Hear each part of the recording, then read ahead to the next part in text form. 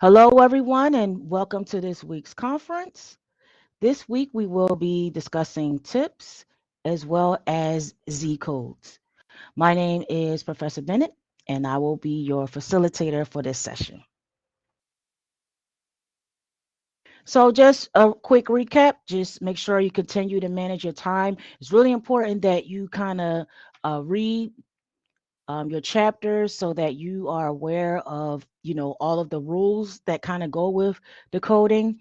But once you go through it once, that's it. I always suggest that you look at the PowerPoints. I know everybody's pressed for time. We're working, we have busy schedules, we have family. So that's why I try to give out a couple tips, by reviewing the PowerPoint, scheduling a few times throughout the week so that you have enough time to complete everything. Also, keep an eye on your announcements. And if you'll notice, I added an announcement today with some additional information. And then again, make sure you are reviewing your emails. And that is your FTC emails as well as Codify. I'm sorry, as well as your Canvas emails. So these are just some of the resources that you can use to help you. Resources are going to be very important. So you have your AAPC codified. Please log on to it, check it out, see some of the things that is able to do. It's a great resource. So that's one thing I would like to promote. Also, I added an online medical dictionary. If you don't need it now, that's okay. You may encounter a situation where you may need to look up a um, a diagnosis for something that's similar. So you may need your online dictionary. Like I always say, even if you don't need it now, add it to your favorites and you can always access it later. I added another website for you guys to take a look at, and it's called icd10data.com. I like this one as well. So just take a look at the different resources that are available. I also added in an announcement section uh, that has some new videos on there with the different parts of coding for ICD-10. So I'm just going to stop sharing my cam and share my screen just really quickly, just to show you guys what I am referencing. So we can share my entire screen. There we go. And let's go ahead and I'll email it to you. All right. So I don't see any questions right now in the chat. So we're going to move forward and talk about signs and symptoms. So this is just a refresher. So determining a diagnosis. So when should you use the sign and symptom, and what are they? So it could be the chief complaint. That's the reason why the patient scheduled the appointment. So a lot of times when you might call the doctor's office, you may say, I want to schedule an appointment um, and I have knee pain. So we can actually use that if it's documented in the chart uh, as part of our diagnosis. It could be something that's visual. It could be part of the exam. It could be the labs that the doctor had done that day. So it could be any of these things that could be a sign or a symptom.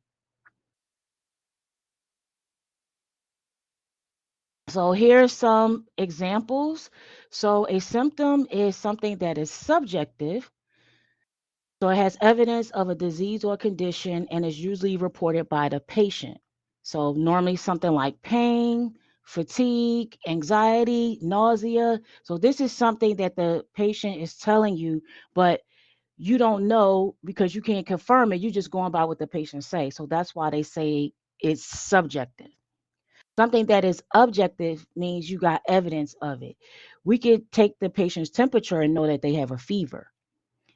If we see them bleeding, that is, we see them bleeding. So that is something objective.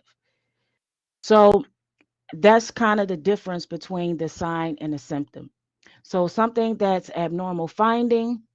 So this will be something that comes back on like the EKG. Um, that will be something that will be abnormal, something on an X-ray, things like that. So that will be a clinical finding. So a laboratory finding is something that comes back, from the lab. So it could be the blood work. Sometimes we send cultures to the lab, all different types of specimens, and then they'll come back and tell us, the diagnosis. So we can use that as well. So just make sure if you're going to use like either the lab test or a clinical finding that you have a copy of it in the patient's chart so that if you're audited, you can say, this is why I use this code because I have the x-ray here or I had access to the blood work, but make sure that it's there. So never code anything that you can't back it up with documentation. So I don't care if you know the patient went for the chest x-ray, the doctor called you and told you that the patient had pneumonia. If you don't have it in writing, because suppose they never send it, suppose it's not in the chart and then you get audited. It has to be there that you can see it. So we never code anything that we don't actually see and that we can verify. I've had patients that come in the office. I knew they were in the office. They signed in, but you'll find that some doctors don't always dictate on time. So they don't always do their documentation on time. You cannot bill for that until that doctor does that documentation. Because if they forget, or if they don't do it, or if it never makes it to the chart, you don't have no proof of why you did that. So that's why you want to make sure you don't do it. And I'm speaking from experience. And this sometimes happens a lot with specialists. Um, they will see the patient and they don't document real time. They'll maybe scribble something down on a piece of paper and then they go back and do their notes later. But then sometime, it could be a week, 2 weeks later, and we don't have the documentation. So make sure that it's there. We don't want, nothing to happen and people saying we're coding for stuff that's not there. Okay, so for the signs and symptoms, most of these codes are going to begin with the letter R. So you're going to start to notice certain themes as you're coding. And you may remember this, you may not remember this, but over time, depending on what area of coding you're doing. So if you're doing radiology, you really will start to remember a lot of the R codes because that's where you're going to see a lot of those.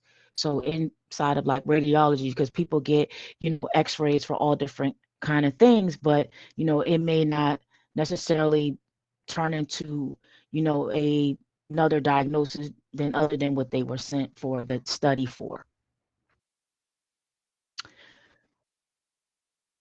Okay, so as we're discussing these different parts of the ICD-10 manual, one of the things that I suggest is as you're reading, go to that part of the ICD-10 manual and just look at it. I mean, you don't have to necessarily do anything, just eyeball it so you get familiar with your book.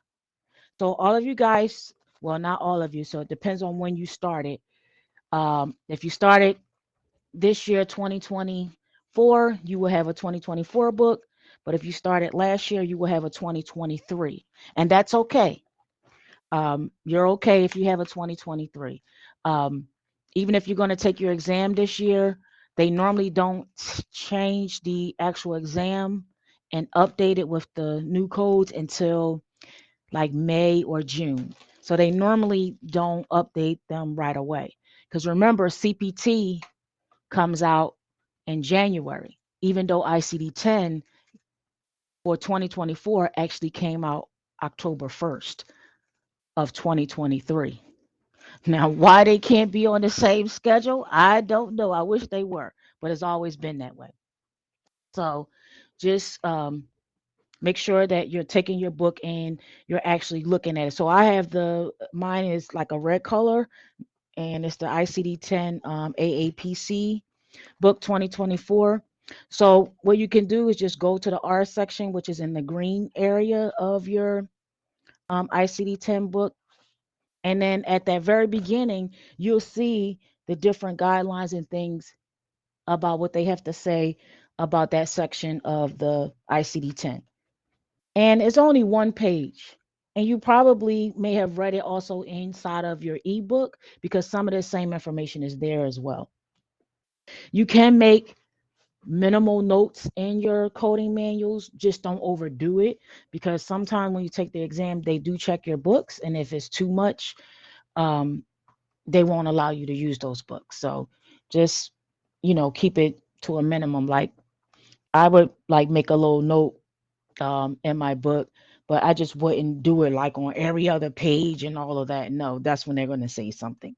But if it's just, a little note that you put in there to help you remember something, you should be okay. So, as I mentioned, for your signs and symptoms, a lot of them are going to be in the R00 through R99 section.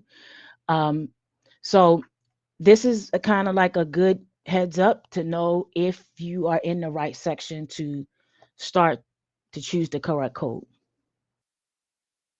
So, these are just some of the things that you need to do to become a really good coder. So there's three skills that a really good coder has. They know how to abstract, so that means reading the medical record and pulling the information out, the diagnosis or the CPT, assigning the code, and then also sequencing.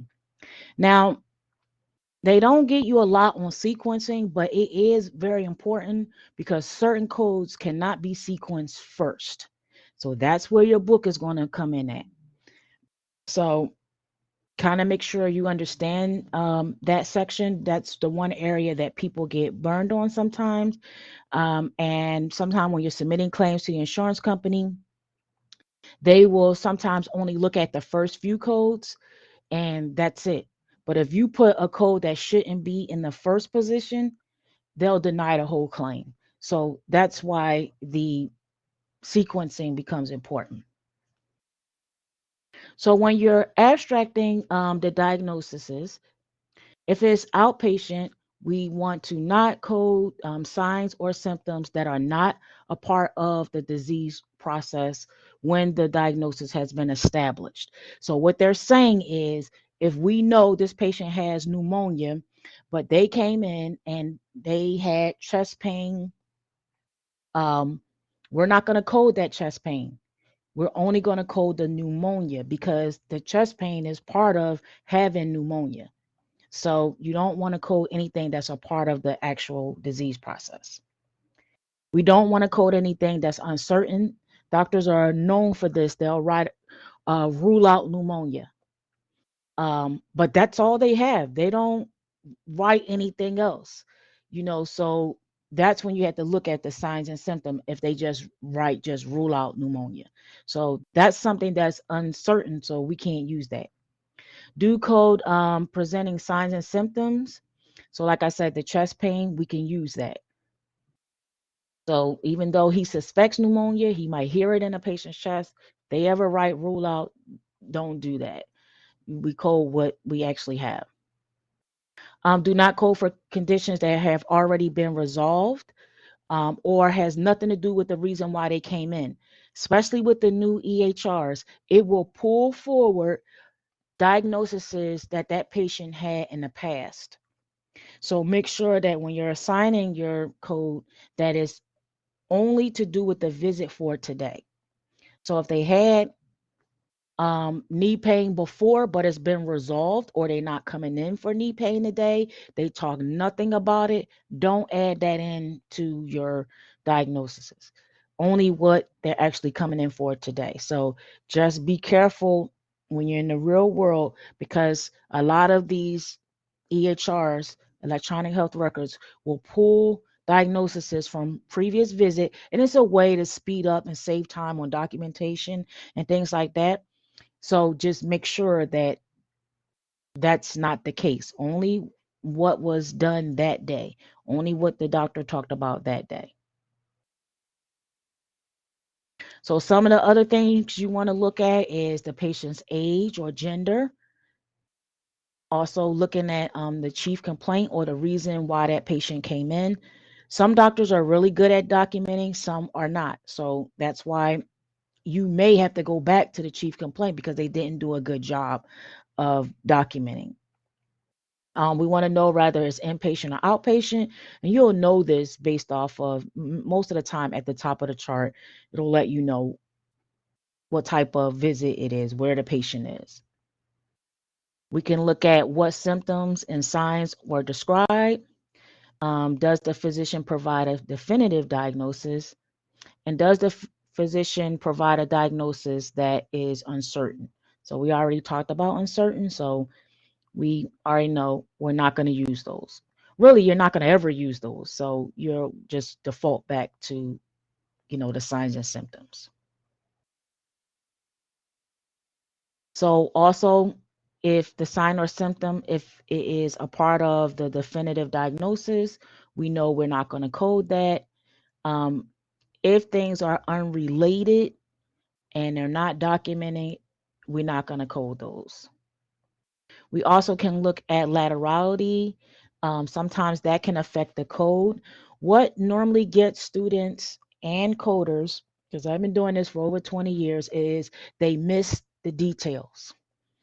I was grading an assignment today, and the patient had vomiting, but the code that was assigned was nausea and vomiting together, but there's nowhere ever documented where the patient had nausea, even though we kind of always think those two go together. But if it was not documented, we can't use that code. So making sure we pay attention to the detail, and laterality usually is going to be in the details. Was there a treatment plan? So usually at the end of the visit, the doctor will, give the patient information about following up. So you can use that as well. And then also, is the condition the result of an injury or external cause? This is the other one that people get hung up on. They'll code everything else, but they'll forget to add, if this was related to a car accident, if it was a slip and fall. So the patient may have knee pain, that's all documented, but we need to add that it was a part of a car accident. So this is the one where people always forget. So if there's any injury or external cause, we need to add the code for that as well.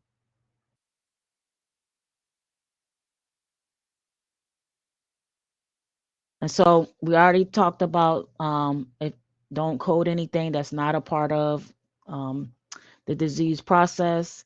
We can code for conditions, signs, and symptoms that are related to the principal diagnosis. Now, remember, principal diagnosis is inpatient. So, inpatient is different than outpatient. So, that's why you need to know where the patient is, because it could affect what codes you want to actually be selecting. So, we want to make sure that we know whether it's inpatient or outpatient. So the principal diagnosis is normally going to fall in reference to a patient that is being admitted. And so some of the same rules do apply, but again, you want to look to see whether it's inpatient or outpatient.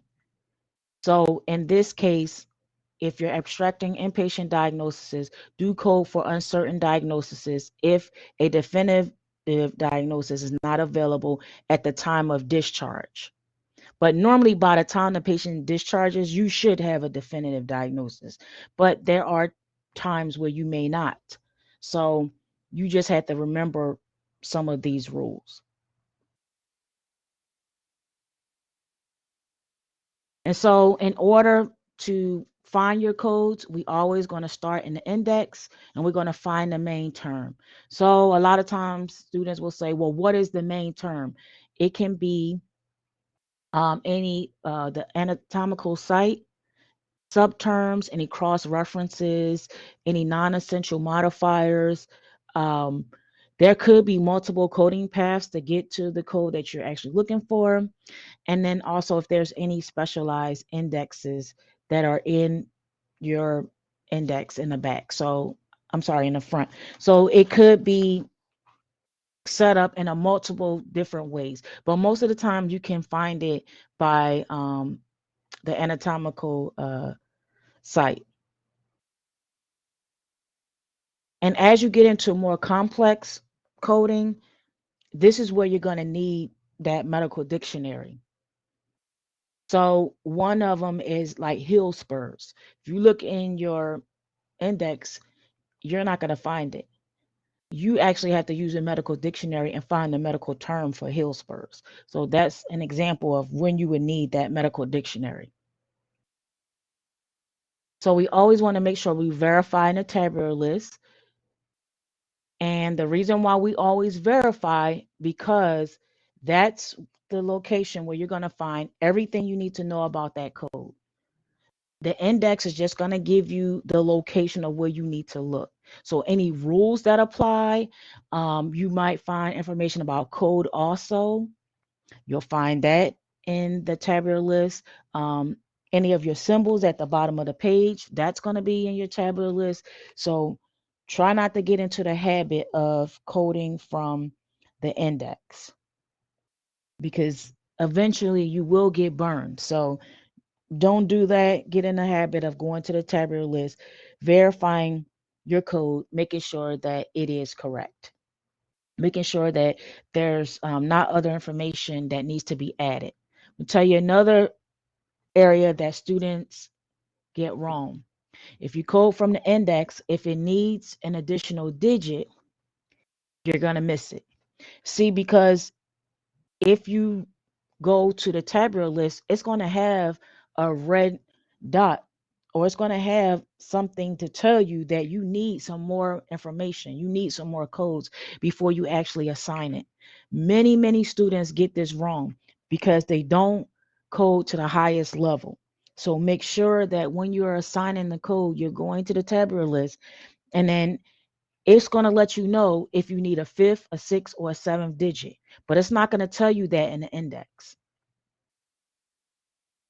Probably half of the mistakes that happen in ICD-10 is because we're not adding that last digit. You're in the right area, but you don't have the additional codes that you need. So make sure that you are taking that extra few seconds just to double check, because you can see right away if it's a dot next to it. So it doesn't take long just to verify, but a lot of students get things wrong because they're not coding to the highest level. So just, get in the habit of just flipping real quick. Let me check it in the tabular list. Okay, it looks good. Keep on going. Then next, you want to arrange your diagnoses. So if you have more than one, so if you have one diagnosis, you're fine. But if you got more than one, that's when you want to make sure you have all of your diagnoses. So if there's more than one and you have a Z code, most likely the Z code is not going to be primary.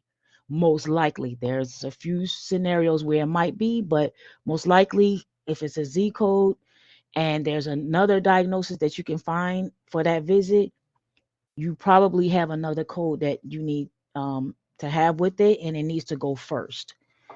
So we always want to do that first, and then your Z code will come second. Now, there are scenarios where that's all you got is a Z code. That's fine, because I have some examples where that's all you're going to have. But if you read and there's more than one thing, most likely that other code is going to go first.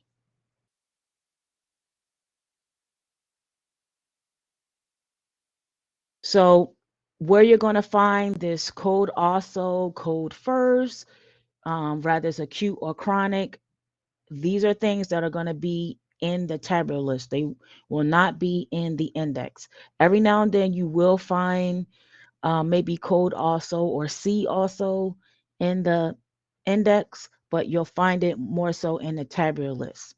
Also look to make sure if the disease is acute or chronic.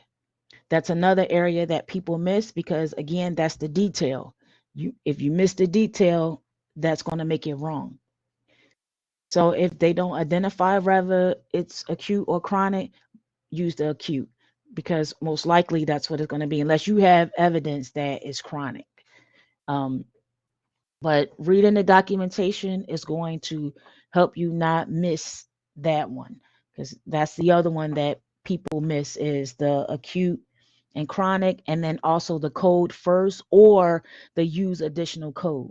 because they didn't pay attention when they went to the tabular list and it's telling them to use an additional code with it.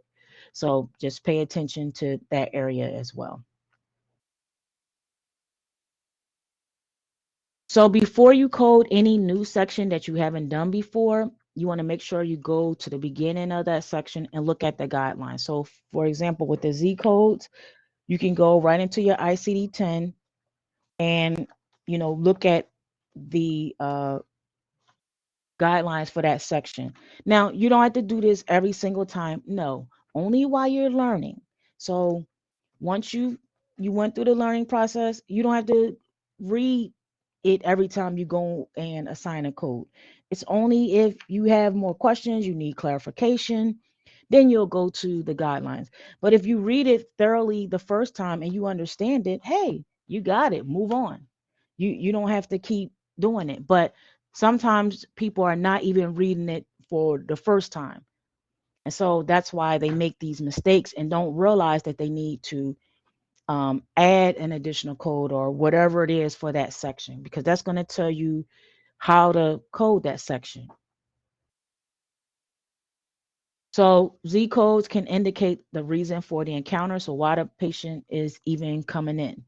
So that's most of the time what it's going to do is identify why the patient coming in. Is there any influencing factors, like did they smoke? Is there a history of cancer?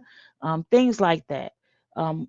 You're going to find are going to fall under the Z codes.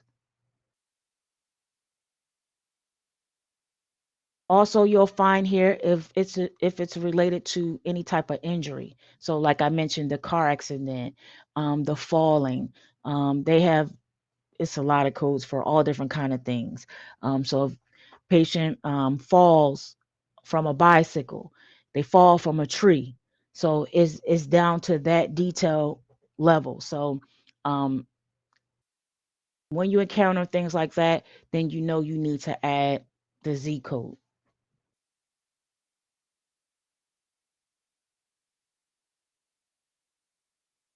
So another example is sometimes the patient may come in and all they're coming in for is to get some type of vaccine, some type of shot. You can use your Z code for that, and that'll be the only code that you're using. Sometimes that's all they're coming in for. They may not even see the doctor. They may come in and see the nurse or the medical assistant. They get their immunization, and that's it. So we'll just code the Z code in that case. Um, this one doesn't happen a lot, such as lack of housing. And sometimes you're not even going to have this information. So I wouldn't worry about this one as much because you're not going to see it as much unless they're like homeless and maybe they're living on the street and they keep getting sick. They have an infection or something like that. So the doctor may document that, but it's not, you won't see it a whole lot. But um, not to say it's not happening, but the doctor may not document it. So only if it's documented do you need to worry about it. And then the other time for the Z code is, you know, when the patient is presenting with a diagnosis that may be affected by something else. So the patient smoked and they have emphysema. We want that Z code to say that patient has a history of smoking. So because it may be affecting or maybe the reason why they have the emphysema. But if we don't add that on, then we won't know that that patient actually smoked as well. So then we won't have that additional information. We'll just have, that the patient has emphysema. But it could be a direct correlation with the tobacco use. So we want to make sure that we add that in if we have that information documented. Now, if it's not there, don't worry about it. We're only going to worry about what's there because sometimes the doctor may not always put it. So even if we know for a fact, only what's documented.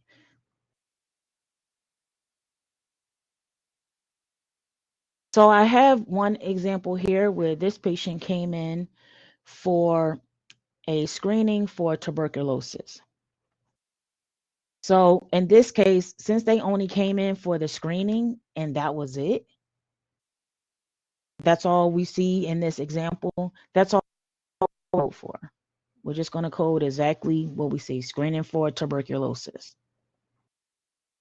So in order to get this particular code, we will go to the index,